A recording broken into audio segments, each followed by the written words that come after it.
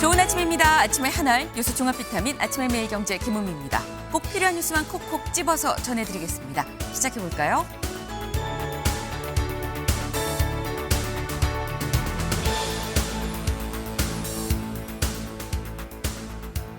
네, 중앙일보 일면입니다. 강선우 자진 사퇴를 용산 내부에서 급부상하고 있다. 강선우 여가부 장관 후보자 지금 자진 사퇴해야 되는 거 아니야라는 얘기가 용산 대통령실 내부에서 급부상을 하고 있다라는 소식입니다. 이번 주 내내 인사청문 슈퍼위크다라고 말씀을 드렸었죠. 강선우 후보자의 청문회는 분명히 첫날 월요일에 있었는데 청문회가 끝나고 오히려 자진 사퇴해야 되는 거 아니야라는 얘기가 더 급부상을 하고 있다라는 얘기입니다. 근데 다음 기사를 좀 같이 볼까요? 동아일보입니다. 대통령실 이강 스스로 거취 선택해야. 동아일보는 대통령실 내부에서 나오는 얘기가 이진숙 교육부 장관 후보자 그리고 강선우 여가부 장관 후보자 둘 다 스스로 거취를 선택해야 되는 거 아니겠느냐라고 얘기가 나오고 있다라고 지금 제목을 뽑았습니다. 강선우 후보 말고 이진숙 후보자도 어제 인사청문회가 있었죠. 그런데 이진숙 후보자도 같이 스스로 결단을 해야 된다라는 거. 그럼 한 명인 거야? 두 명인 거야? 아니면 이게 다 아닌 거야? 오보인 거야? 뭐가 맞는지 잠시 뒤에 대담으로 좀 짚어보겠습니다. 다음 기사 볼까요? 경향입니다. 윤희숙 쇄신 명단 발표 국힘 주류 직격. 네. 윤희숙 국민의힘 혁신위원장이죠. 어제 기자회견을 열고 한 명 한 명 콕콕 집어서 누굴 얘기하는 나경원, 윤상현, 장동혁, 송원석 쇄신 명단을 발표했습니다. 뭐라고 했느냐? 과거 단절에 저항하는 사람들 거취를 밝히십시오라고 얘기를 했는데 그럼 여기서 말하는 거취는 대체 뭐냐? 그리고 그동안 그럼 쇄신 대상으로 얘기가 됐었던 이른바 쌍권, 권영세, 권성동은 어떻게 되는 거지? 요 얘기도 잠시 뒤에 대담으로 같이 좀 짚어봅니다. 다음 기사 볼까요? 조선일보입니다. 국토부 강상면으로 종점 바꾸면 편의를 봐주겠다라고 국토부가 얘기를 했다라는 겁니다. 어디에? 여기 볼까요? 윤석열 전 대통령 당선 20일 뒤에 양평고속도로 용역업체에 국토부가 강상면, 그러니까 김 여사의 이 일가 땅이 있는 지역인 강상면으로 이 종점을 바꾸면 편의를 좀 봐주겠다라고 얘기를 했다라는 겁니다. 요 보시는 것처럼 원래 원하는 이거였는데 일로 바꾸면 뭔가 편의를 봐준다라고 얘기했다는 얘기는 이 얘기인즉슨 자연스러운 논의 끝에 노선이 바뀐 게 아니라 노선을 바꾸고자 하는 국토부의 뭔가 움직임, 의지가 있었다라는 얘기가 되는 거겠죠. 양평고속도로에 대한 수사도 김건희 특검 뭔가 속도를 내고 있는 것 같다라는 생각이 좀 듭니다. 다음 기사 볼까요? 국민일보입니다. 통상당국 관세 협상 위에 정밀 지도를 줘야 합니다. 라는 얘기가 나왔습니다. 현재 우리나라 미국이랑 관세 상호 관세 관련해서 협상 중이죠. 그런데 상호 관세 논의를 위해서 우리나라의 정밀 지도를 구글에 줘야 된다. 이 정밀 지도 데이터를 구글에 줘야 된다라는 얘기가 나온다라는 거. 이게 대체 무슨 얘기냐? 여기 좀 같이 볼까요? 이 구글의 이 고정밀 지도 여기 보겠습니다. 통상당국 고위 관계자가 미국과 관세 협상을 시작하려면 고정밀 지도 해외 반출을 허용해야 된다. 그러니까 구글에 이걸 줘야만 여기를 보겠습니다. 구글과의 협의를 통해 결정 시한을 한 차례 더 연장할 수 있다라는 이런 얘기를 했다라는 거예요. 정밀 지도를 줘야만 우리가 테이블에 앉을 수가 있다. 상호 관세 협상을 위해선 지도를 줘야 된다라고 얘기를 하는 건데 지도를 안 준 이유가 그동안 있었죠. 안보랑 직결이 되는 그런 문제라서 안 줬었던 건데 근데 이걸 줘야만 그나마 그제부터야 테이블에 앉을 수 있다라고 한다는 거. 데이터를 주고 뭘 받아오는 것도 아니고 시작이 그때부터 된다라는 겁니다. 패키지 딜이라고 지금 얘기를 하고 있는데 어디까지를 패키지로 볼 것이냐. 그리고 자칫 주먹 보고 대응하다가 이도저도 아니고 다 주고만 오는 거 아니냐라는 생각도 살짝 좀 듭니다.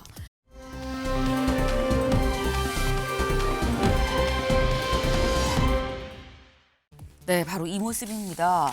여기가 어디지라는 생각하시는 청와대 영빈관입니다. 어제 이재명 대통령 그동안 사회적 참사, 세월호, 이태원, 오송 지하차도 등등등 해서 사회적 참사로 사랑하는 일을 떠나보낸 유가족들을 모두 청와대 영빈관에 초청을 했습니다. 잠깐 보고 오실까요?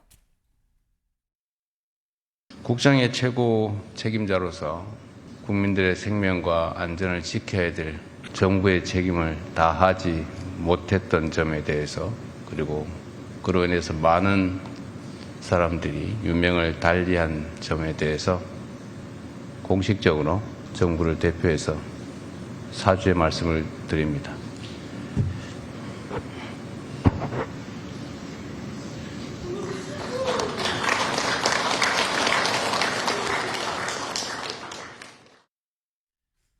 네, 이재명 대통령 어제 그동안 정부를 대표해서 유가족들한테 사죄의 말씀을 드립니다라고 얘기를 하고 고개를 숙였습니다. 터져나오는 흐느낌, 울음소리 혹시 들으셨나요? 네, 이 모두한테 아픔인 사회적 참사, 네, 다시는 일어나서는 안 되겠다라는 생각을 다시 한번 좀 해봅니다.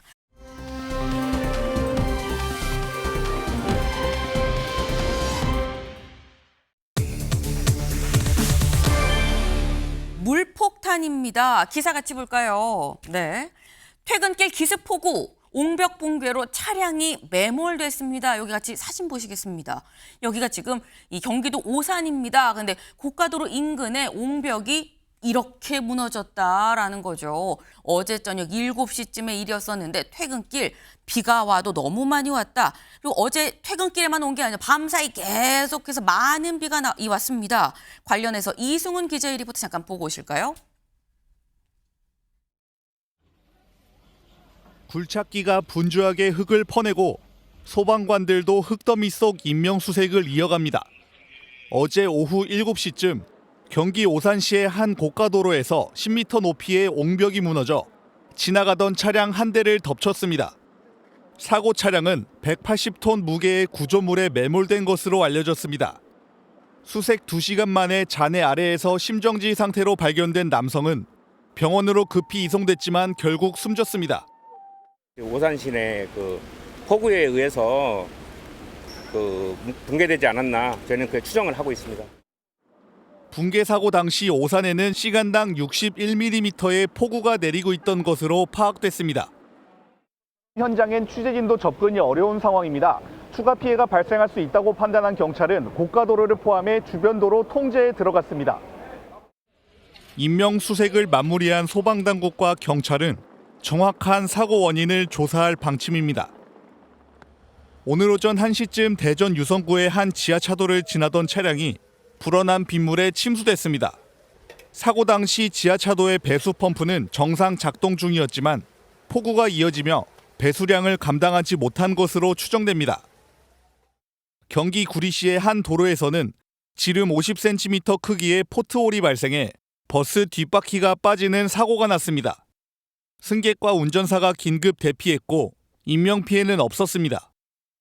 이어지는 폭우의 코레일은 경부선, 장항선, 서해선 등 일부 일반 열차의 운행을 중지한다고 밝혔습니다. MBN 뉴스 이승훈입니다. 네, 밤사이 저희가 지금 사진으로 봤었던 오산에서의 옹벽 붕괴 말고도 굉장히 많은 비 피해가 있었습니다. 그럼 대체 왜 이렇게 많이 오는 건지 전문가 연결해서 좀 알아보겠습니다. 반기성 K-클라이밋 대표님 안녕하세요. 네, 안녕하세요. 네, 대표님 대체 왜 이렇게 비가 많이 오는 걸까요? 정말 엄청나게 많은 비가 내렸죠. 어제부터 오늘 아침 7시까지 현재 비가 가장 많이 내린 곳은 충남 지역입니다. 서산이 420, 홍성이 387, 당진이 361mm 등 아주 극한의 호우가 쏟아졌고요. 네. 서산 같은 경우 시간당 115mm 극한 호우가 발생을 했습니다.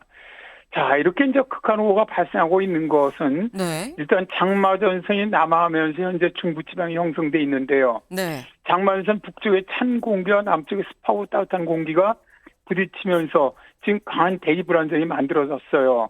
이렇게 되면 이제 폭우 비구름이 만들어지거든요. 네.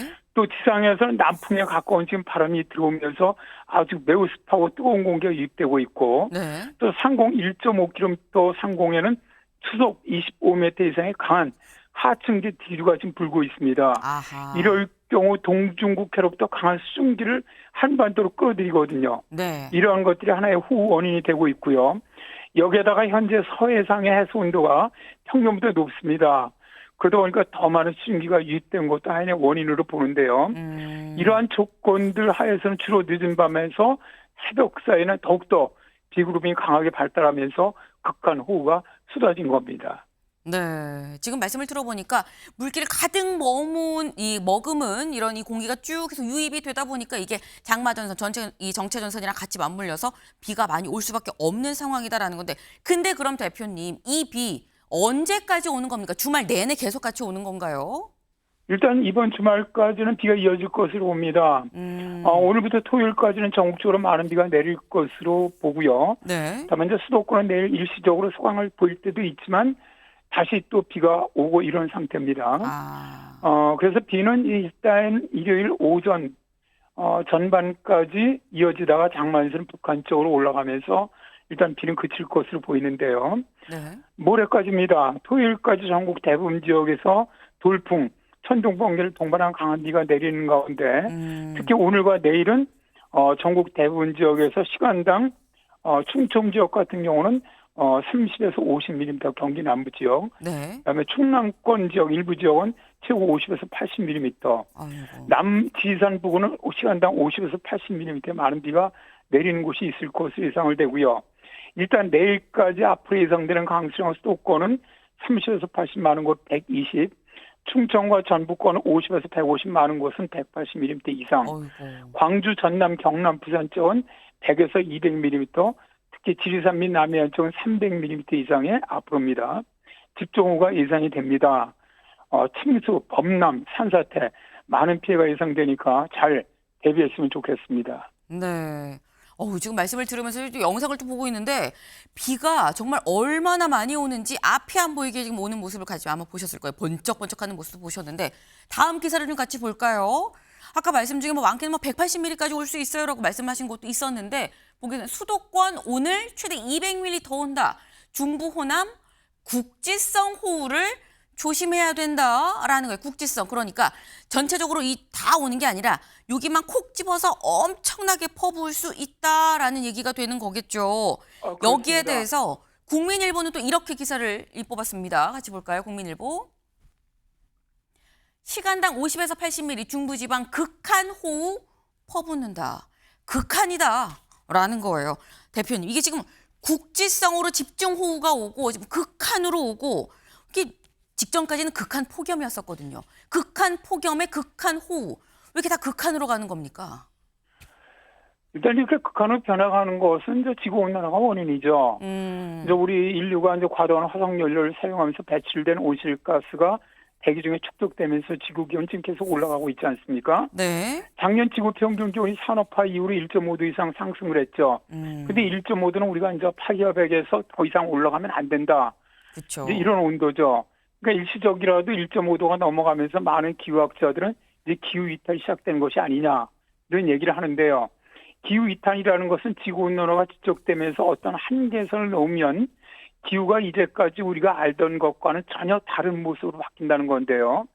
기후 이탈이 이제 일어나면은 기후 이변 같은 것은 일상화되고 날씨 변화는 우리가 상상하는 이상으로 어떻게 보면 극한적으로 변해 나갑니다. 네. 대표적으로 올해 6월인데 6월에 남유럽을 중심으로 47도까지 올라가는 극한 폭염, 미국도 6월에 40도가 넘는 극한 폭염이 발생을 했고요. 네. 자, 이렇게 극한 폭염이 발생하는 것은 지구온난화로 기온이 올라가게 되면 지구 제트기류가 변화가 매우 심해져요. 네. 그러니까 이제 제트기류가 깊게 사행을 하면서 미국이나 유럽 같은 경우는 제트기류가 상층의 전리고기압을 만들어냈거든요. 그러면서 열도면성이 발생하면서 이런 극한 폭염이 발생을 했는데 문제는 이렇게 제트기류가 사행하면서 전리고기압을 만들어내는 지역은 엄청난 폭염을 가져오고 네. 그 밑으로 저기압을 만들어내는 지역은 엄청난 홍수가 발생을 하거든요. 네. 한파라든가. 그러니까 이런 현상들은 앞으로 매년 더 극한 폭염이나 극한 폭우는 더욱더 높아질 확률이 높습니다. 그렇군요. 그러다 보니까 세계기상기구는 이제 올해 6월에 자 이제 인류는 폭염과 더불어 살아가야 한다라고 선언을 했고요. 또 폭우도 앞으로 더 강력하게 더 자주 더 폭발적으로 발생할 것이다.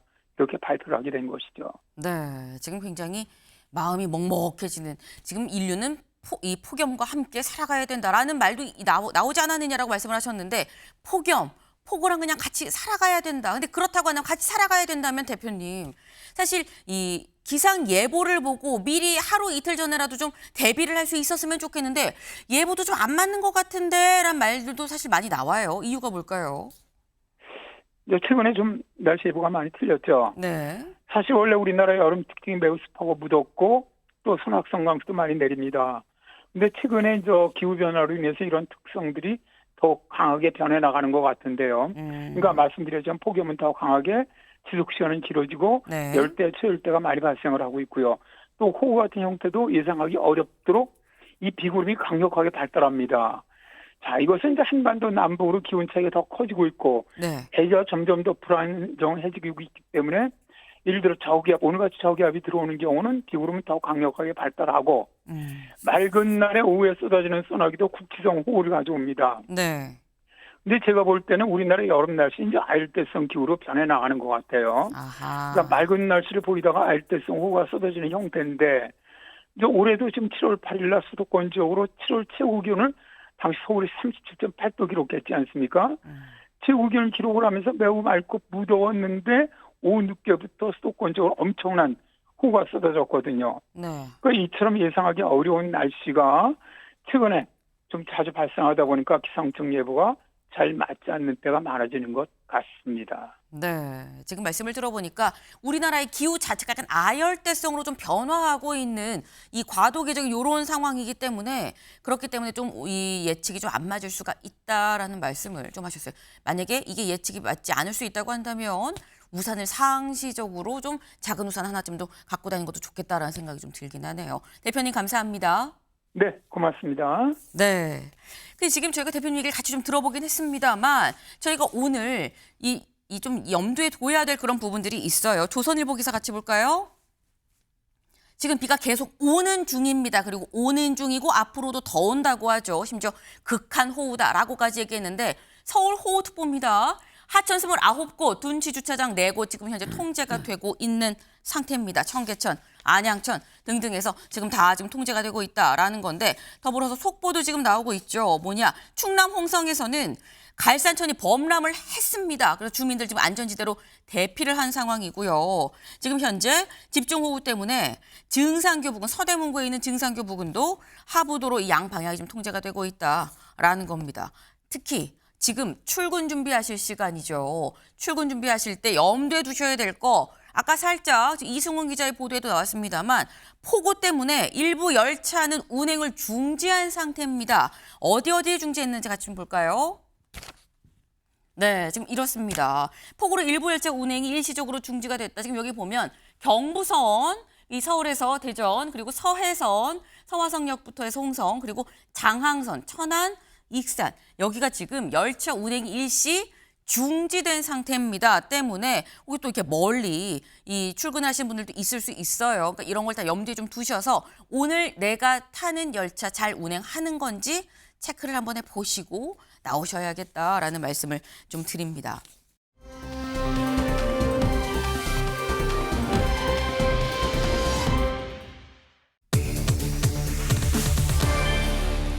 둘이냐 하나냐, 뭐가 둘이고 뭐가 하나냐라는 거죠. 기사 보겠습니다. 경향 1면입니다. 스스로 사퇴해야 강선우 낙마로 기운 여권. 경향은 이렇게 썼는데요. 중앙일보는 뭐라고 썼느냐? 강선우 자진 사퇴를 용산 내부에서 급부상. 지금 계속 강선우 후보에 대해서 얘기를 하고 있는 거죠. 근데 서울신문 보겠습니다. 저희가 지금 보는 게 다 전부 1면이에요. 이진숙, 강선우 여권 기류 변화. 여긴 이진숙, 강선우가 여권 기류가 변화했다라고 얘기를 하고 있고요. 동아일보 보겠습니다. 동아일보 1면은 대통령실 이강 스스로 거취 선택해야. 이번엔 여권 기류가 변화했다는 것뿐만이 아니라 거취를 스스로 선택해야 되는 거 아니야? 라는 얘기도 나온다라는 거죠. 그리고 한 발 더 나가서 한국일보 볼까요? 강선우, 이준숙 거취 이 대통령 결단만 남았다라는 겁니다. 사실 오늘 저희가 모든 일면을 다 보여드리고 싶었습니다만 다 보여드릴 수가 없어서 몇 개만쯤 갖고 왔습니다. 전부 오늘 조간의 일면 기사들입니다. 다 지금 대략적으로 낙마 기류가 있다라는 거예요. 근데 이 낙마 기류가 최인호 의원님. 네. 어디는 이진숙 강선우고요. 어디는 강선우고요. 이게 하나냐 둘이냐? 둘 다 아니냐? 뭡니까? 여론의 추이를 보면 네. 한 사람 정도는 될 것 같은데요. 한 사람. 네. 그 한 사람. 그 이제 인사청문회를 거치면서 네. 일부 후보자는 좀 소명이 된 면이 있고 그래서 여론이 다소 진정되는 느낌이다. 또 일부 후보는 오히려 더 좀 여론이 더 악화되는, 네. 특히 이제 강선우, 이준숙 두 후보자의 차이점이 뭐냐면 피해자 측이라고 할 수 있는, 네. 그러니까 이진숙 후보자의 경우는 제자들이겠죠. 뭐 노면을 뺏겼었다. 네. 그런데 그 제자들 중에서는 문제 제기하는 사람이 아무도 없습니다. 오히려 뭐 논문을 쓰다 보면 특히 지도 교수가 외부 용역을 가져오고 주도했고 또 제자들이 함께 수행하다가 그 세부 과제를 논문으로 가는 경우가 많다. 네. 그러니까 좀 겹치는 경우가 있다. 네. 물론 과거의 간행이라고 다 올바를 수는 없겠지만 과거 간행적 측면도 있기 때문에 그런 면에서 본다면 좀 소명된 측면이 있고, 특히 유학비 같은 경우는 이 후보자의 부부가 다 교수입니다. 그러다 보니까 이제 한 30년 동안 30억에서 40억 정도의 수익이 있었다. 그래서 뭐 자녀 학비는 본인이 했다.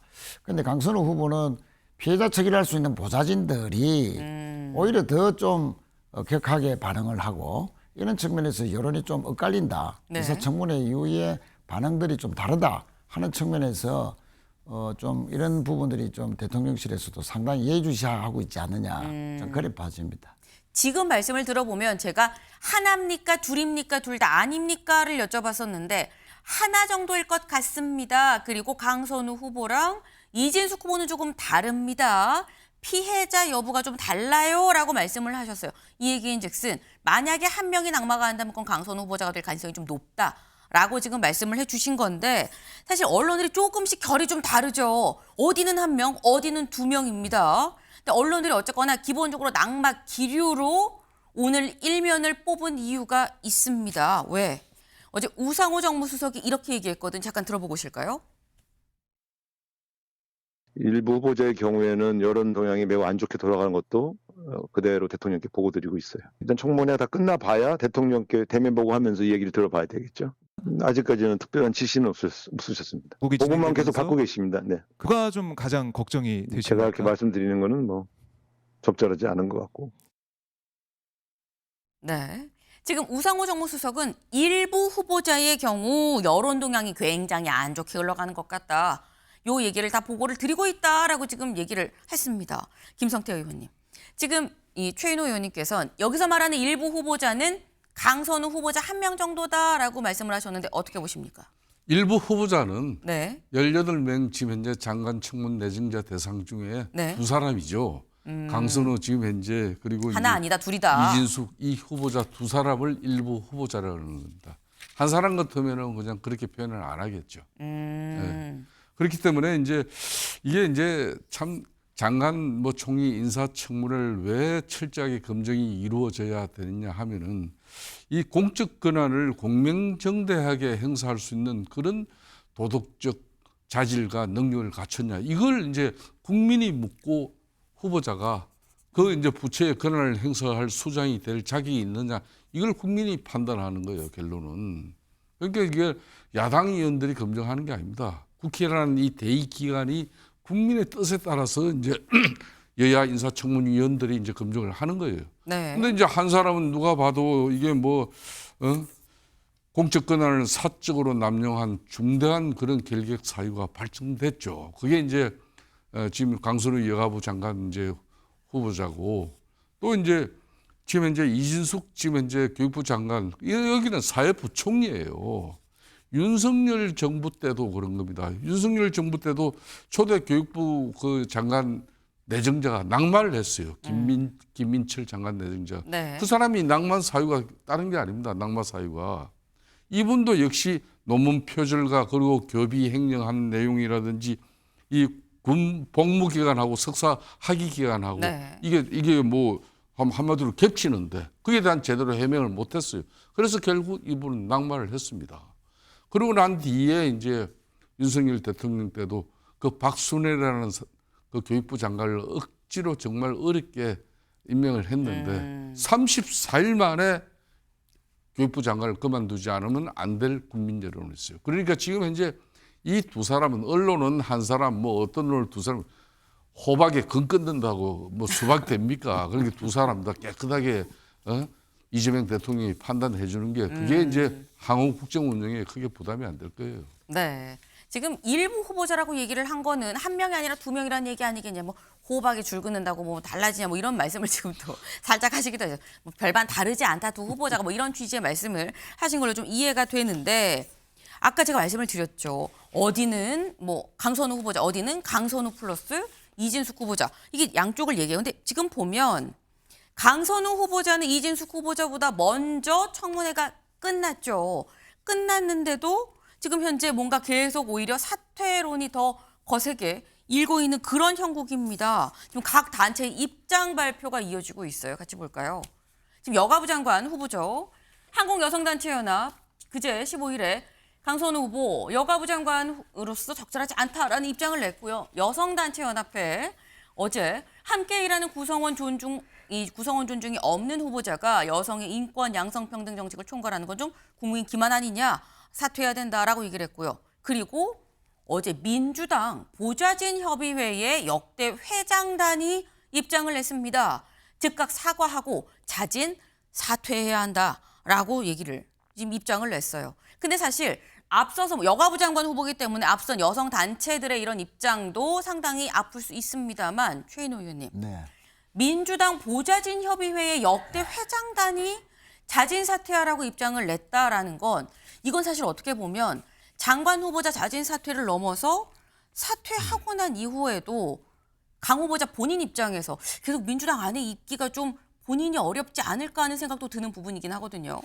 참 곤혹스럽습니다. 저도 의원 생활을 했지만 네. 보좌진 협의회의 의견들이 상당히 그 당에 미치는 영향이 크죠. 특히 그 보좌진들이 숫자가 뭐 여러 수백 명이지 않습니까? 거기서 압도적으로 어떤 여론이 형성됐다는 것은 당 지도부도 의식하지 않을 수 없는 그런 상황이라고 봐지는데 강선우 후보가 안타까운 것은 처음에 이제 그 갑질 논란이 있을 때 똑바로 이제 해명을 하고 또 사과할 거는 깨끗이 사과하고 그 진정성이 보좌진들에게 또 국민들에게 제대로 알려졌다면 이 정도 사태까지 왔겠는가. 네. 그래서 이제 또 이후에 법적 조치를 하겠느냐 하지 않겠느냐라고 물었는데도 뭐 법적 조치를 가타부타 똑바르게 안 한다는 이야기를 또 안 했어요. 그러다 보니까 피해자 측일 수 있는 보좌진들의 분위기가 완전히 더 급변해서 어제는 뭐 현 보좌관 협의회 회장까지도 네. 거취 표명을 요구하는 그런 사태까지 왔는데 대통령실에서는 아까도 이제 뭐 언론에 여러 가지 반응이 있었지만 네. 서면으로 보고하고 있다. 안 좋은 여론 뭐 이렇게 표현을 정무수석이 했다는 것은 저도 대통령실에 있었습니다만 상당히 센 반응이다. 불리한 반응이다. 네. 그렇게 읽힙니다. 네. 지금 이 강선우 후보자에 대해서는 굉장히 좀 여론이 안 좋다. 이 얘기가 지금 우상호 정무수석의 입에서 그 정도 수위의 얘기가 나왔다는 얘기는 이건 상당히 좀 이 낙마 쪽으로 많이 기울었다라고 좀 봐야 된다라고 말씀을 하셨어요.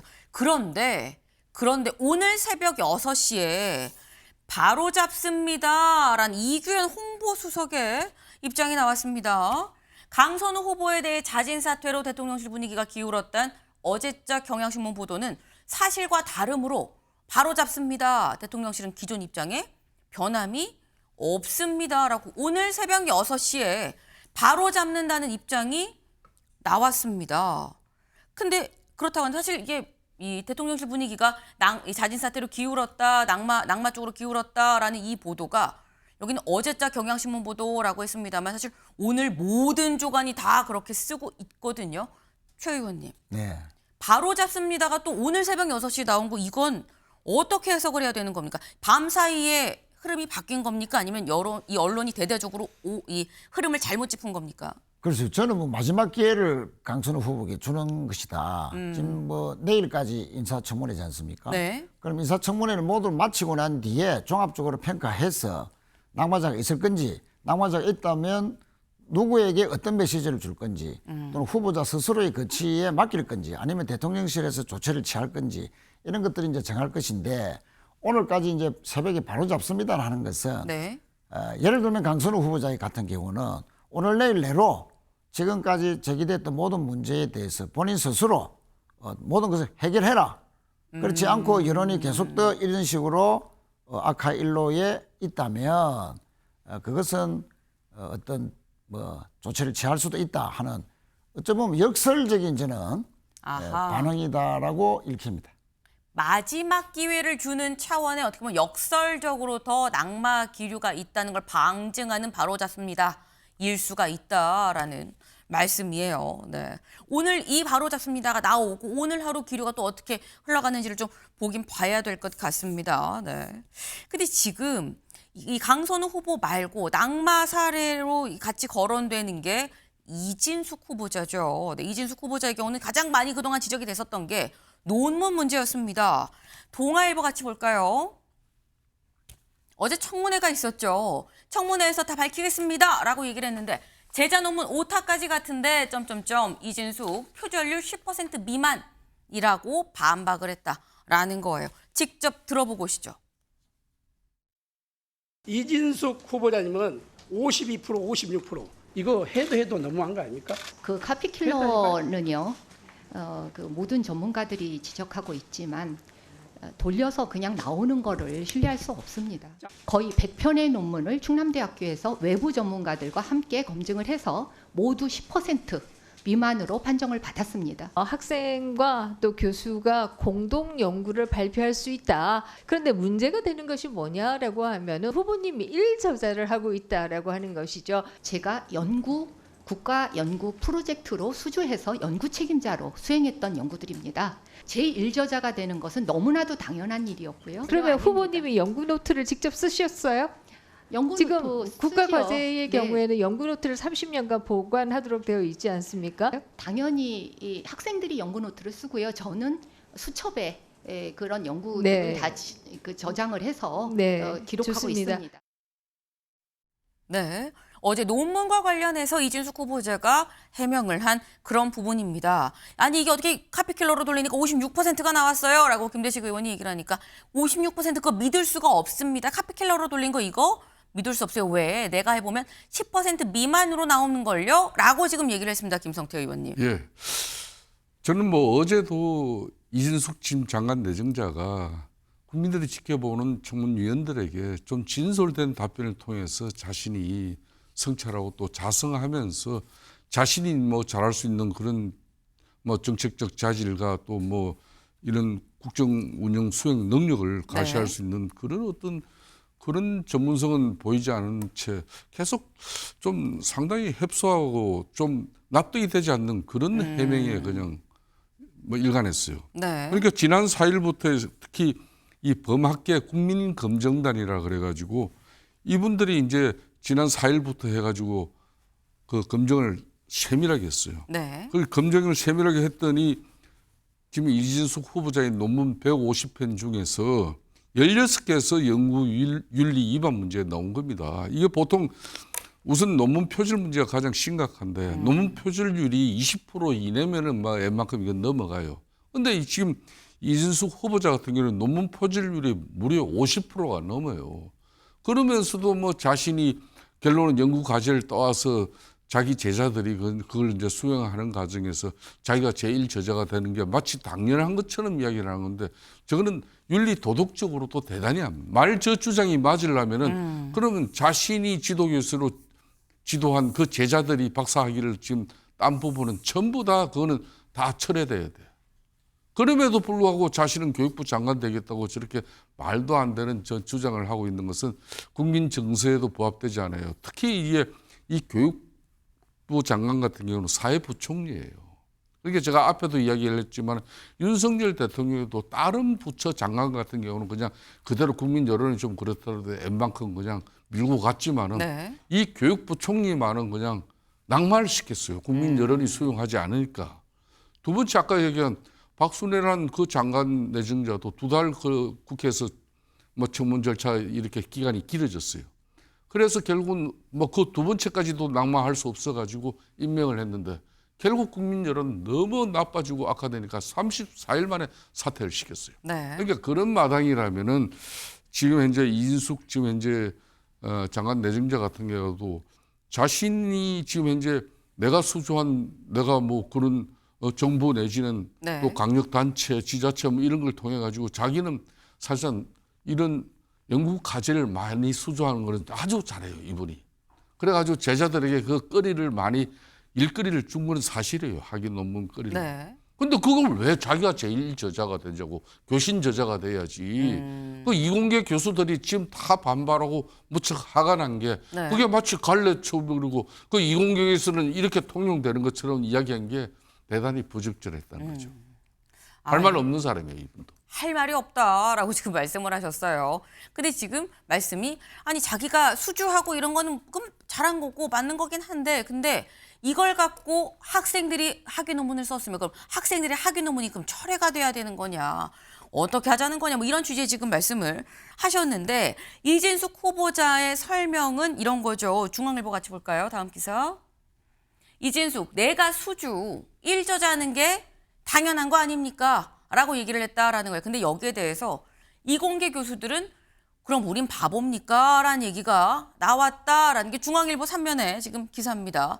그러니까 어제 주요한 내용은 이공계는 원래 이 수주를 해오면 연구를 좀 수주를 하면 다 같이 공동으로 연구를 하고 공동 연구에서 나오는 걸 가지고 같이 좀 이렇게 연구를 하고 논문을 쓰는 거기 때문에 이게 문제가 되지 않는다. 수주 한 사람이 나기 때문에 내가 제1저자로 가는 것도 당연한 거다라고 얘기를 했어요. 그런데 여기에 대해서 지금 중앙일보는 이 몇몇 이공계 교수들을 좀 접촉을 했습니다. 그래서 들어보니까 건축공학, 똑같은 건축공학 전공인 서울의 한 사립대 교수, 연구비를 수주한 게 교수라도 실제 연구를 수행한 게 제자면 교신저자, 지도교수로 들어가는 게 보통이지 적어도 제1저자는 아니다. 라고 얘기를 했다라는 거고요. 그리고 여기 이제 실명입니다. 아까는 익명이었었죠. 유한준 한국사립대 교수협의회 이사장, 연구 노트를 안 썼다는 말은 제1저자가 아니라는 말과 같다. 요리를 해야 하는데 주방엔 아니고 카운터에만 있었다는 말이다. 라고 꼬집었다라는 겁니다. 다만 이게 최인호 의원님. 네. 이게 뭐 이런 이 교수들 말고 아니 그것도 가능한데 그렇게 해석 안 할 수도 있는 애라고 몇몇 교수 또 다른 반박이 있을 수도 있긴 해요. 근데 일단 논란이 되는 건 맞는 것 같습니다. 어떻게 보세요? 그렇습니다. 뭐 논란이 충분히 될 수 있는 사안이죠. 연구 노트를 쓰지 않고 자기 수첩에 썼다. 그 뭐 방금 기사도 나왔지만 요리를 해야 되는데 주방에는 없이 카운터에 있었다는 그런 격이다라고 이제 지적하는 것에 대해서 상당히 저는 뭐 일리가 있다고 봅니다. 다만 이게 이제 일저자 또 일수도 있는 측면이 분명히 있는 것이 외부 용역을 본인이 가져와서 또 학생들에게 실질적으로 지도를 했다라고 하면 네. 또 그것이 자기가 필요해서 일저자다라고 이제 했을 때 제자들이 과연 그것을 동의했느냐. 또 지금 와서 이제 다 사인이 되고 교수도 된 분들도 많을 건데 그 피해자 측일 수 있는 그 제자들 중에서 한 사람도 아직까지 문제 제기를 하지 않고 있다 하는 것은 좀 참고할 만하지 않겠느냐. 그래서 일부는 참작할 그런 요소가 있어 보인다. 그런 말씀 드리겠습니다. 네. 지금 말씀은 아까 초반에 강선우 후보랑 좀 다른 부분이 있다라고 말씀하시면 그 포인트인 것 같습니다. 일단 제자들이 피해자라고 이 피해자라고 굳이 따진다면 피해자라고 할 수 있겠으나 하지만 제자들이 어느 누구도 이거 문제 있습니다라고 공개적으로 이의를 제기하지 않지 않느냐. 그러므로 지금 강선우 후보자랑은 좀 상황이 다른 거고 어느 납득을 할 수 있는 상황으로 보인다. 라고 말씀을 하셨어요. 사실 이 부분에서 어제 청문회가 있었기 때문에 오늘 내일 상에 또 어떤 얘기가 나올지 좀 더 지켜봐야 될 것 같다라는 생각이 들긴 하는데 사실 이 후보자가 이진숙 후보자가 이 논문 얘기만 나왔었던 건 아니죠. 자녀 문제도 같이 어제 청문회에서 얘기가 나왔습니다. 잠깐 들어보고 오실까요? 아이들이 고등학교 때 큰아이가 미국에서 공부하기를 강력하게 희망했습니다. 워낙 의지가 강하고 이기지 못하고 아이의 정을 들어준 것이었습니다. 그래서 이제 둘째 아이도 언니를 따라서 1년 뒤에 유학을 가면서 1년 반씩이나 뒤로 물러나는 거에 대해서 그것만 생각을 하고 그때는 그게 불법인지조차 사실 인지를 못했습니다. 진심으로 송구하다는 말씀 드립니다. 네, 김성태 의원님. 자녀 문제는 잘 좀 소명됐다고 보십니까? 저 문제도 사실상 저게 해명이 뭐 거짓말에 가까워요. 왜냐하면은 이진숙 지금 내정자 같은 경우는 충남대학교가 네. 국립대학교입니다. 그렇기 때문에 이분이 또 능력이 좋으셔가지고 좀 상당히 좀 젊은 나이에 또 교수로 임용이 됐어요. 그렇기 네. 때문에 충남대 교수 같은 경우는 공직자의 신분이지 않습니까? 국립대학교니까. 그럼 국립대학교 이 공직자의 신분으로서 자신의 자제분들을 갖다 유학 보내면은 그런 16세 이하 미성년자 같은 경우는 당연히 보호자와 같이 가야 된다는 거는 이거는 아주 기본이에요, 기본. 그걸 몰라가지고 그냥 6개월 동안 어쩔 수 없이 그랬다. 이 그런 해명이 그게 납득이 갑니까? 그래서 저는 그런 부분 납득이 가지 않고 문제는 이분이 물론 경제적 여건 뭐 여러 개 있어가지고 두 자녀들에게 뭐 좋은 유학 뭐 조건을 또 여건을 만들어줘서 아이들이 좋은 뭐 교육 환경에서 이렇게 미국에서 공부를 할 수 있었다는 것은 그건 뭐 그거 가지고 누가 뭐라 하는 사람이 있겠습니까? 네. 그렇지만은 미국에 내놓으라 하는 사립대학교 1년에 막 미국 내에서는 한 1억 정도 들어가는 그런 학교예요. 그래서 이분이 지난 유학비 명목으로 보낸 송금한 내역 그걸 뭐 어제도 제출을 안 하고 있다가 결국 오후에 제출했는데 그게 69만 달러나 됩니다. 지금 우리 돈으로 치면 한 10억 가까이 되는 돈이에요. 네. 그 유학 비용만. 그러니까 엄청난 막 이런 비용을 들이면서 자제분들을 유학을 시키고 지금 현재 이 교육 이 분야도 얼마나 양극화가 심합니까? 왜 강남을 선호하는 거겠습니까? 이 교육의 양극화 때문에 그런 거거든. 그러니까 이제 뭐 제자들 논문 가로채기 의혹에서부터 또 자신이 또 지금 현재 자녀들 유학 문제도 몰랐다. 이렇게 그걸 해명하고 넘어간다는 것은 저는 교육부 수장으로서는 적절치 않다 이 이야기예요. 네. 지금 이 자녀 문제도 내가 듣기에는 좀 소명이 안 된 것 같다라는 취지의 말씀을 지금 하셨어요. 그런데 어제 사실 이 보통 청문회라고 하면 이 야당이 공격을 하고 여당은 뭔가 감싸주고 옹호하는 분위기가 있는데 어제는 살짝 좀 분위기가 다르긴 달랐습니다. 어제 이런 일들이 있었거든요. 잠깐 보고 오실까요? 전체적으로 검증단에서 문제가 있다고 말씀을 하셨기 때문에 사과하시고 국민 눈높이에 맞는 기준과 책임이 막중하다는 것을 깨닫는 시간이었습니다. 다만 지난 30여 년간 저는 학자적인 양심에 따라 학문의 진실성 탐구 그리고 제자들을 양성해 왔습니다. 소상히 설명드리고 이해를 구하길 희망합니다. 논란이 일어난 것에 대해서 사과를 하라고 그러니까 주문을 했는데 사과를 안 하시는 건가요? 그러면? 아닙니다. 그런 의혹들이 생긴 거에 대해서는 진심으로 사죄드립니다. 모르겠습니다. 후보자님도 그 논문과 자녀 문제에만 폭 빠져 계셔서 그런지 다른 질문들에 대해선 이렇다 하게 답을 못 내놓고 계세요. 툭 하고 질문만 나와도 술술술술 후보자님의 그 교육적 철학이 나와야 되는 거거든요. 네. 굉장히 실망스럽다 말씀을 드리자. 네. 지금 보면 민주당 의원들, 여당 의원들이 이렇게 질문을 하면서 막 물어보는데 답변을 못하고 실망스럽습니다라고 고민정 의원 얘기를 하죠. 교육 현안 질문에도 진땀을 뺀 이진숙이다라고 지금 이 조선일보 제목을 뽑았는데 근데 사실 이 부분을 보면 교육 현안도 현안이긴 합니다만 최인호 의원이 기본적으로 분위기가 민주당 내부에서도 이진숙 후보자를 온전히 이 뭐랄까요, 이 방어를 좀 하려는 생각은 크지 않은 것 같다라는 생각도 들긴 들거든요. 뭐 청문회장으로만 보면 네. 상당히 송곳 질문도 있었고요. 오히려 여당이 맞냐 할 정도로 그런 뭐 질문이 아주 날카롭게 제기되기도 했는데 네. 이제 청문회 이후의 의원들의 반응을 보면 좀 상반된다. 저도 뭐 의원들 몇몇 분들한테 물어보니까 네. 이가희하고 이 교육부 교육위원회 청문회 이후에 의원들의 반응이 좀 다소 다르더라. 여당 내에서도. 네. 그런 측면에서 보면 뭐 고개 숙이는 장면이 나옵니다만 이진숙 후보자의 경우는 또 잘못도 시인했고 또 불법인 줄 몰랐다라고 하지만 그래도 좀 진정성 있는 사과 정도로 받아들이는 분위기가 일부 있고요. 특히 이제 그 유학비 같은 경우는 두 부부가 다 교수입니다. 네. 그럼 평균 뭐 지금 시점으로 보면 한 1억 5천을 정도 보면 30년이니까 45억 정도의 부부 합산 소득이 있겠죠.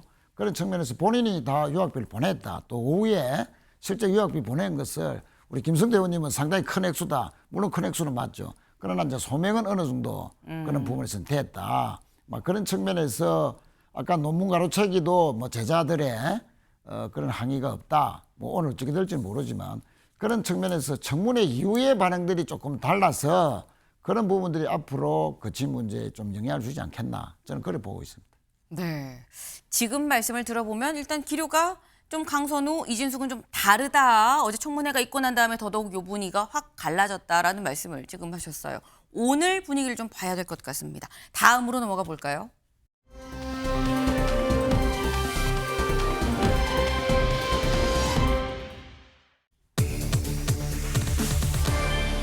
구속 적부심입니다. 말이 좀 어렵죠. 구속 적부심. 범죄 혐의가 있는 사람을 강제로 일정한 장소에 가두는가 구속하는 게 법률상 옳은지 아닌지 구속하는 게 적합한지 부적합한지 여부를 심사를 하는 걸 구속 적부심이라고 합니다. 이 어려운 단어가 왜 오늘의 키워드냐 기사 같이 볼까요? 이번엔 구속 적부심 청구. 특검 3차 강제 구인 시도 보류를 할 수밖에 없는 상황이 됐습니다. 왜? 지금 여기에서 윤석열 전 대통령 쪽에서 나 구속한 거 이거 맞는지 아닌지 내가 좀 다시 한번 판단을 받아보겠습니다라고 청구를 했다라는 건데 사실 어제 저희가 방송 중에 전해드렸죠. 조금 전에 들어온 소식입니다라고 말씀드리면서 오늘 오후 2시에 다시 한번 강제 인치할 예정이라고 합니다. 오후 2시에 강제로 불러서 조사를 할 예정이라고 해요. 이거 교정당국이 그럼 인치를 할 수 있을까요? 라고 얘기를 했었는데 관련해서 저희 같이 좀 그래픽으로 같이 보겠습니다. 특검이 얘기하기로는 이렇게 얘기한 거죠. 17일 오늘 오후 2시까지 강제로 인치해서 소환해서 조사하겠습니다라고 했더니 구치소에 뭐라고 했느냐. 그럼 강제로 인치를 할 거라고 한다면 특검이랑 수사관이 구치소로 와주십시오라고 얘기를 해서 그래서 실제 특검보가 갈 준비를 좀 하고 있었다라는 겁니다. 그런데 그 와중에 들려온 소식이 윤석열 전 대통령 쪽에서 구속적부심을 신청했다라는 거. 그래서 이 구속적부심을 신청하면 48시간 이내에 열려야 되죠. 그게 바로 내일 오전 10시 15분 구속적부심이 열리게 됐다라는 겁니다. 근데 여기서 드는 의문이 바로 이겁니다. 임주혜 변호사님. 구속적부심 이미 한 번 구속이 됐다가 풀려난 사례가 있죠. 근데 관련해서 이번 구속적부심은 그러면 받아들여질 것이냐 풀려날 것이냐 어떻게 보십니까? 구속 취소 결정이 있던 때와는 상황이 좀 달라 보입니다. 자, 지난번에 있었던 구속 취소 결정은요. 네. 기본적으로 구속 기간의 기산점 문제가 있었고요. 네. 공수처의 수사권이 쟁점이 되었습니다. 이번 구속 적부심은 아직 지금 수사가 진행 중인 피의자 단계에서 피의자의 방어권 행사 측면에서 행사할 수 있는 권리임은 분명하지만요. 지금 구속 영장이 발부됐을 당시와 어떤 증거인멸의 우려가 낮아졌는가, 아하. 도주의 우려가 낮아졌는가 그 네. 부분을 본다면은 다른 사정 변경이 있는 것 같지는 않습니다. 특히 지금 관련자들의 진술이 일부 좀 바뀌고 있다는 사정은 증거인멸의 우려가 높다고 평가받을 요소로서 작용을 한다고 보기 때문에 구속 적부심의 인용 가능성은 다소 낮지 않은가 이런 의견들이 좀 주를 이루고 있습니다. 근데 그렇다고 한다면 더더욱 드는 의문이 임 변호사님. 아니 오히려 이 처음에 구속영장이 발부가 됐을 때보다 지금 더 윤 전 대통령 입장에서 불리한 상황인데 굳이 구속적부심을 신청할 이유가 소득이 있을까? 왜 신청한 거야? 라고 생각할 수도 있거든요. 거기도 이제 변호인 팀이 있으니까요. 피해자로서는 구속적부심을 당연히 행사할 수 있는 권리이자 한 가지 네. 카드입니다. 구속적부심을 통해서 적어도 지금 구속 사유가 부당하다는 점을 다시 한번 강조해 볼 수는 있거든요. 왜냐하면 지금 구속 상태에서 기소가 되게 된다면 네. 앞으로 사실 최장 6개월간은 이 1심이 진행되는 동안은 계속해서 구속 상태가 유지될 수밖에 없습니다. 구속 상태에서 재판을 받느냐 그렇지 않느냐는 아주 큰 차이를 가져옵니다. 심리적인 위축 부분도 그렇지만 재판을 준비하는 과정에서도 불구속 상태일 때가 훨씬 더 유리하다고 볼 수 있기 때문에 일단 구속적부심 해본다고 볼 수 있고요.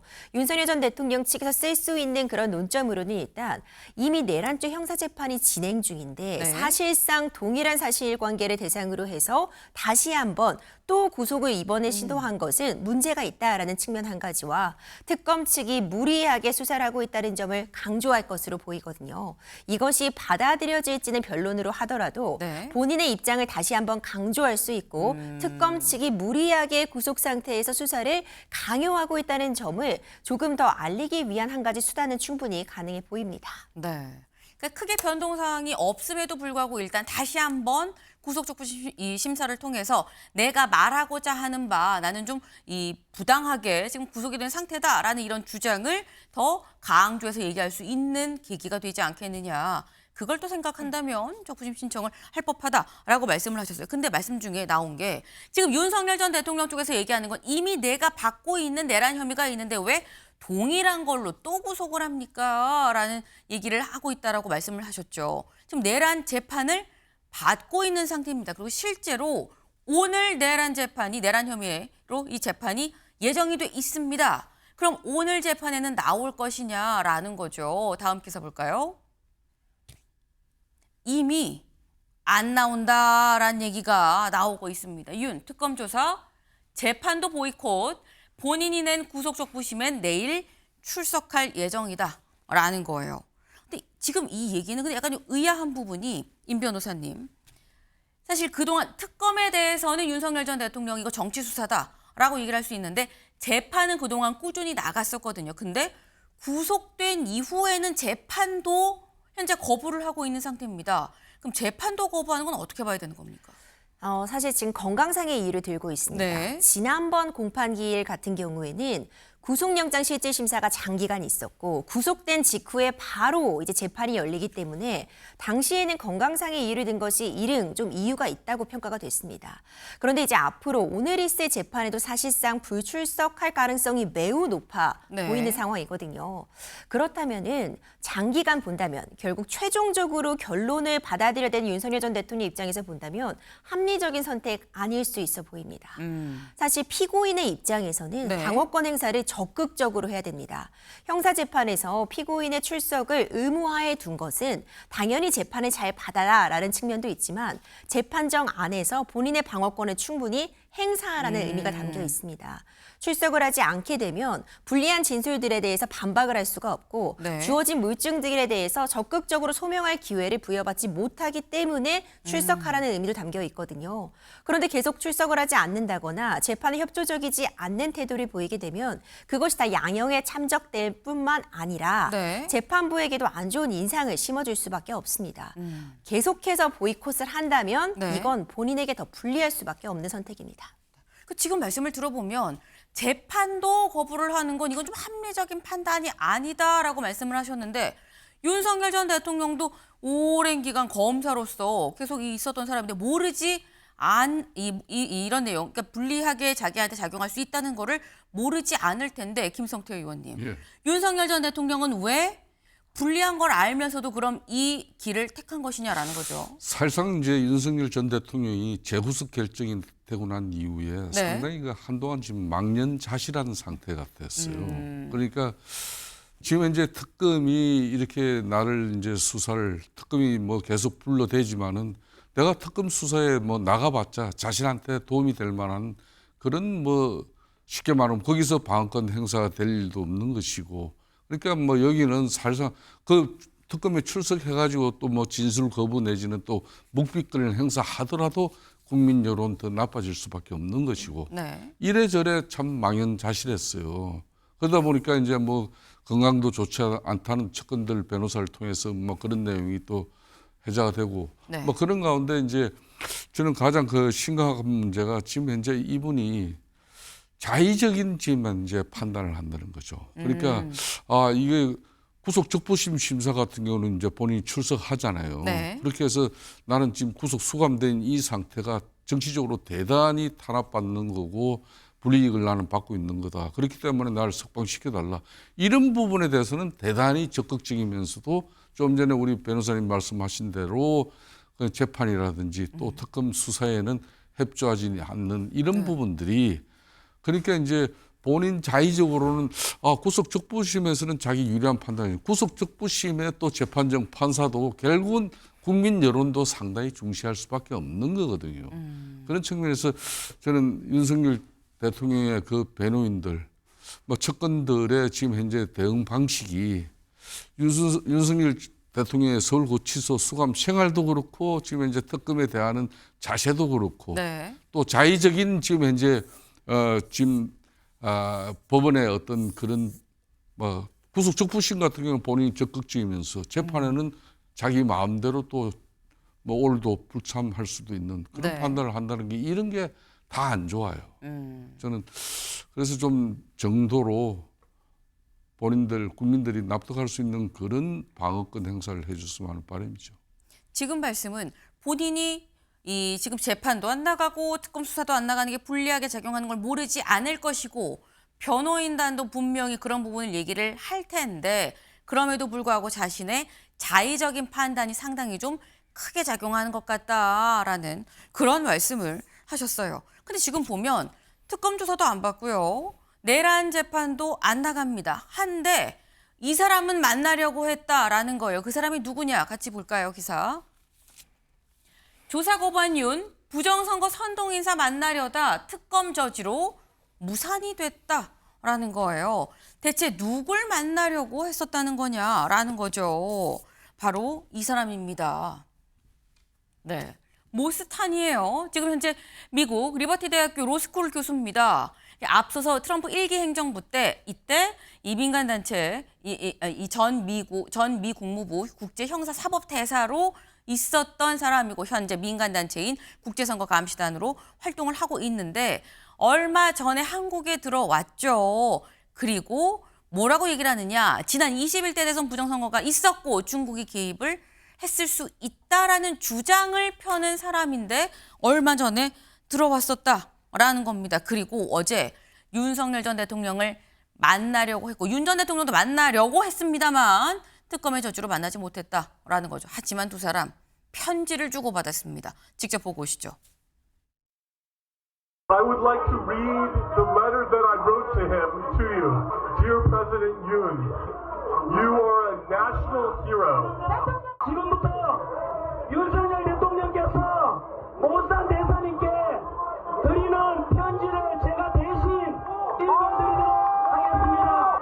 저와 모산 대사의 만남을 막으려고 접견 금지 결정을 내린 것은 악의적이고 어리석은 것이라 나는 어떤 상황에서도 모산 대사와 그 동지들의 신념과 철학을 공유하고 응원합니다.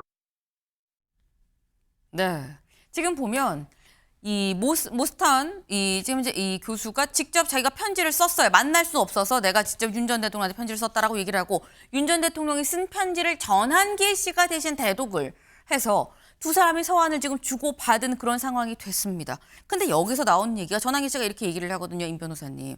지금 특검이 악의적으로 접견을 금지했다. 이러면 안 되는 거 아니냐라고 지금 얘기를 해요.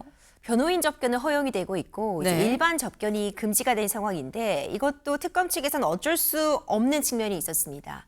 윤석열 전 대통령이 지금 서울구치소 밖으로 나오지 않겠다. 본인의 방 밖으로 나갈 수 없다고 이야기를 하고 있습니다. 그럼 특검 입장에서는 모스탄 교수는 만나러 방 밖으로 나올 수 있는데 특검 측의 수사를 받으러 걸어 나올 수 없다는 게 앞뒤가 맞지 않는다는 주장인 거죠.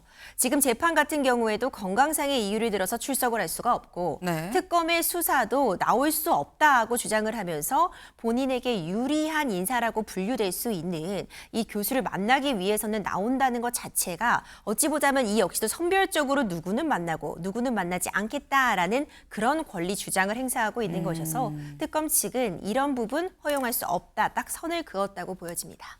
지금 특검 입장에선 앞뒤가 맞지 않는 주장은 철저히 배격하겠다라는 입장이다라는 말씀이에요. 네. 근데 지금 두 사람이 이제 어쨌든 주고받은 스탄과 윤석열 전 대통령 만날 수 없으니 서한으로라도 지금 주고받은 건데 최인호 의원님 어떻게 보셨습니까? 윤석열 전 대통령이 아주 교활한 정치 선동 행위를 계속하고 있다. 저는 이렇게 봐지고요. 실제 본인이 불리한 특검 수사라든지 재판 출석은 하지 아니하고 본인에게 유리한 모스탄 교수 부정선거 주장하는 그런 사람도 더 접견을 하겠다. 이거는 국민들의 입장에서 보면 전혀 반성하지 않는 이런 태도를 보이는 것이고, 특히 이제 본인은 좀 착각을 하고 있는 것 같습니다. 본인이 받을 수 있는 형은 내란 혐의이기 때문에 무기징역 아니면 사형입니다.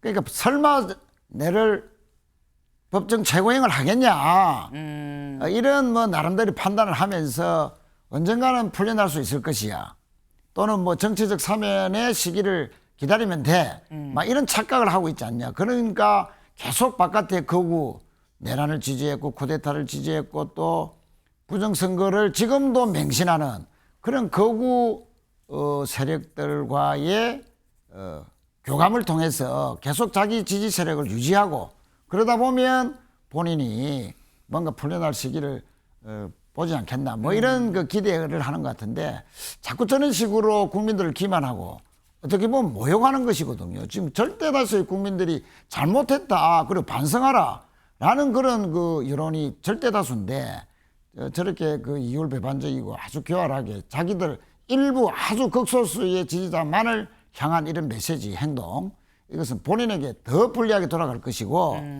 재판부도 또 특검도 구형이나 판결할 때 상당히 참작하지 않겠나, 또 참작해야 된다, 저는 그렇게 생각합니다. 네, 지금 굉장히 강도 높게 비판을 하셨어요. 지금 이렇게 선별적으로 본인이 원하는 자신의 일부 지지자만 만나려고 하는 이런 행태 자체가 아마도 다 양형의 참작이 되지 않겠냐라는 말씀을 하셨습니다. 네.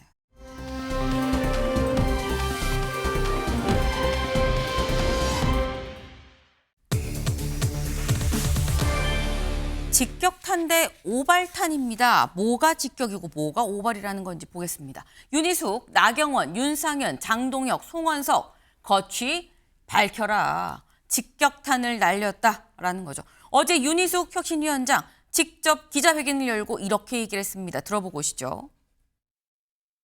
과거와의 단절에 저항하고 당을 탄핵의 바다에 밀어넣고 있는 나경원, 윤상현, 장동혁 의원, 송원석 대표는 스스로 거취를 밝히십시오. 더 이상 구체적일 수 없습니다. 스스로 거취를 밝히라는 말에 더 이상 구체적일 수는 없다고 생각해요. 네, 콕 4명을 실명을 딱 집었습니다. 나경원 의원 앞서서 탄핵 반대를 왜 사과합니까? 라고 얘기했었죠. 그리고 장동혁 의원도 왜 맨날 사과만, 언제까지 사과만 할 거냐 얘기를 했었고, 윤상현 의원의 경우에는 윤 어게인이 주축이 된 그 세미나를 주최를 했었고, 그리고 이 세미나에 송원석 원내대표가 또 행사에 참석을 했었다. 그 4명에 대해서 영순이에요 라고 이 얘기를 했었었는데, 콕 집어서 이 사람들 거취 표명해야 된다라고 얘기했습니다. 어떤 거취요? 했더니 더 이상 구체적으로 말할 수 없다. 이미 충분히 구체적이다라는 취지로 지금 얘기를 했는데, 김성태 의원님, 뭘 말하는 겁니까, 거취란?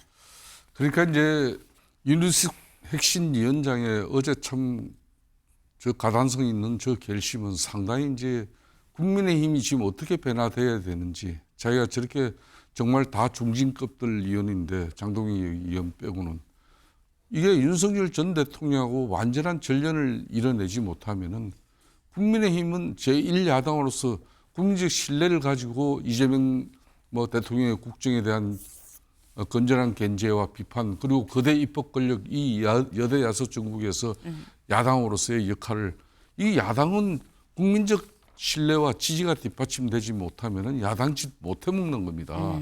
저는 그런 측면에서 나경원 의원이나 윤상현, 장동혁, 송원석 이 부분은 여전히 부정선거 음모론자 이런 사람 전환기 씨를 국회에 초청해가지고 한쪽에서는 핵신하자 그러고, 핵신이라는 것은 윤석열 대통령 13 비상계엄 그 오판에 대한 그 위헌적이고 불법 부당한 그 계엄에 대해서 우리 당이 깨끗하게 털어내자는 거거든. 책임질 부분은 책임지고 네. 오직하면은 그 비상계엄은 잘못됐다고 국민의힘 당헌 당규 전문에까지 그걸 올리고 우리는 이 가오에 대해서 자성하고 성찰 반성하자. 네. 그런 지금 노력을 하고 있는데 한쪽에서는 이분들은 왜 탄핵 반대를 사과하냐.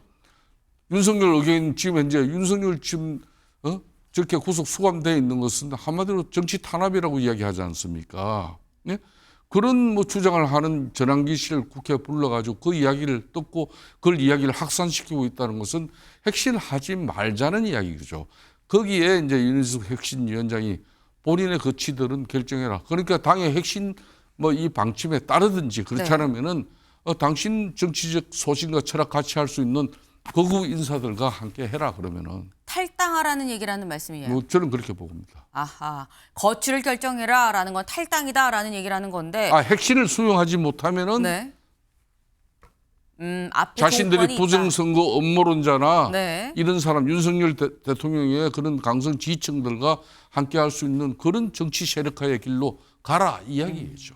앞서 조건이 좀 있다. 내 혁신안을 수용하지 못한다면, 변화하지 않는다면, 반성하지 않는다면, 그렇다면 이 당이 아니라 거취를 결정해라. 당을 나가라. 탈당해라 라는 얘기다라는 건데 사실 어제 의문이 이런 것도 이 제기가 된 게 조선일보 기사 같이 볼까요? 조선일보. 쌍권은 빼고 윤희숙, 송원석, 나경원, 윤상현, 장동혁 거취 밝혀라. 쌍권은 어디 갔느냐. 권영세, 권성동, 쇄신대상이라고 얘기를 했었는데 여기에 대해서 윤희숙 이 혁신위원장 기자들이 쌍권은요라고 물었더니 이렇게 얘기를 했죠. 지금 내가 얘기하는 건 1차입니다. 2차, 3차 있을 수 있어요. 추가 쇄신안이 있을 겁니다. 라고 얘기를 했습니다. 추가 쇄신안이 나오려면 앞서 말한 또 1차 쇄신안이 성사가 돼야 쇄신으로 이 성사가 돼야 추가 쇄신안에도 힘을 받을 수 있는 거겠죠. 요 얘기가 어제 한 요 얘기가 오늘 어떻게 힘을 받을 것인지 여부가 관전 포인트가 아닌가라는 생각을 좀 해봅니다. 저희가 준비한 소식 오늘 여기까지입니다. 오늘도 좋은 하루 보내세요.